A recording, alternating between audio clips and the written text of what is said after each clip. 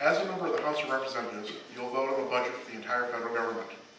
Please explain how you will help to reduce the out-of-control spending at the federal level. And for this, we'll start with Charlie.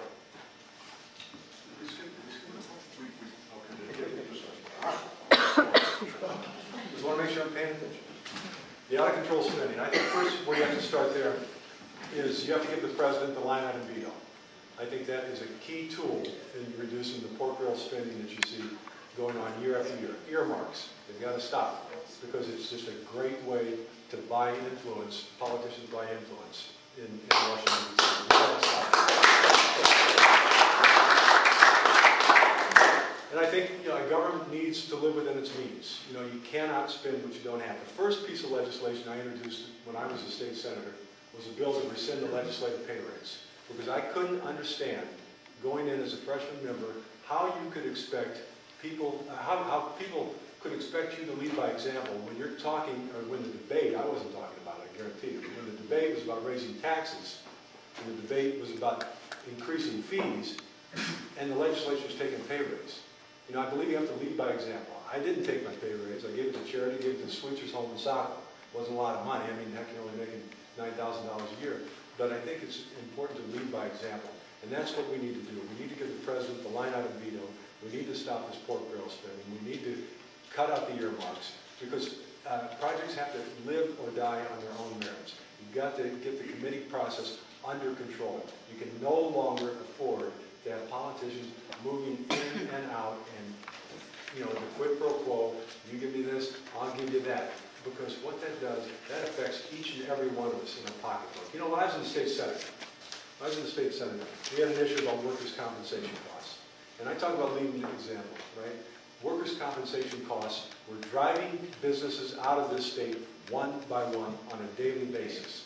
And I stood with 13 other Republican senators and voted to shut down the state government for 17 days over the issue of workers' compensation costs. And I'm proud to tell you that for 8 straight years after that, the cost of workers' compensation in this state went down. And it didn't start to go back up until the Democrats got control again after 1994 and started playing around with the workers' compensation laws. I think you need to lead by example. You have to not be afraid to take a controversial stand. I was the first Republican ever elected to represent Saco, Old Orchard Beach, and Dayton and Scarborough because I worked harder than my opponent. And I took very risky political stands when it comes to shutting down the state government, when it comes to voting for tax cuts. And I did it because I believed in it, and I've lived it. And that's exactly the kind of experience that I will take to Washington, and I will stand up, not because it's politically popular, but because it's the right thing to do. Thank you.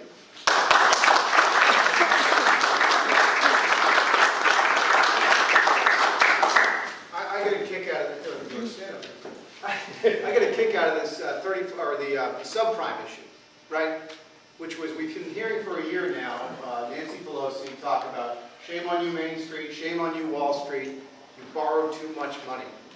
And now Barney Frank wants to bail them all out, right? And have the federal insurance back.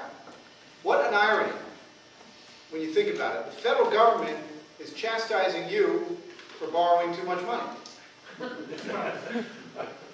What does David Walker say? Former Comptroller General, so outraged by governmental spending, he's now going on tour throughout the country saying we are $34 trillion in the hole. $34 trillion in the hole over the next 40 years. In 2015, to maintain our entitlement spending problem, we're going to have to increase payroll taxes 50% that year, and every year after, just to keep up with the expenditures of Medicare, Medicaid, and Social Security. Okay, if that's not enough, by the time my little daughter is 30 years old, every dollar she sends for taxes to the federal government only goes to pay the interest on the debt. Now the big kicker. Who owns the debt? Not the Bank of America, Bank of China. Okay? What happens when they say, uh-oh, the U.S. future doesn't look too good, start pulling out all the investment? That is our biggest problem. $34 trillion of unfunded debt. So I've been in technology for a long time, and I love this issue because it's time we reboot Washington, D.C. Thank you. We need to go seriously to a next generation form of government. You know, at the end of every governmental spending agency, because I used to sell to these folks, you go to their front door, they say, we're going to buy a lot. Because if we don't blow out our budget, we don't get more next year. We've got to apply the same accounting principles that apply to Dave DeLorme at DeLorme Maps, right? They've got to start playing by the rules that you and I live by. So how they actually raise money also needs to be introduced. 60,000 pages of federal tax code. We spend $300 billion a year just trying to pay our taxes. More people in the country are worried about an IRS audit than getting mugged. Meanwhile, we've got 14 EU countries moving towards a flat tax. We've got Ireland, who used to export potatoes and young people. Does that sound familiar? Yeah. They went to flat taxes, less regulation. Now they're top of the EU. We've got corporate tax rates around 35%. It's time to go to a flat tax or a fair tax to compete with the rest of the world. A consumption-based tax.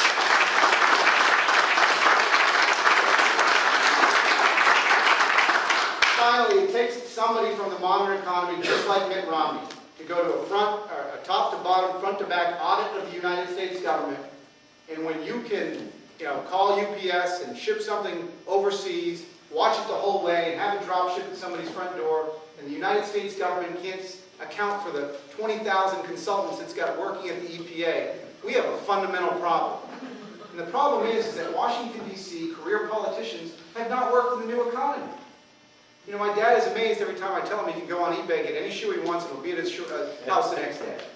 That's the kind of thinking. All this tax and spend, bigger bureaucracy, needs to be rebooted. We need to truly go to a new form of government, so I subscribe to using technology to do what business has done. Make it more friendly, reduce the size, and make it less expensive.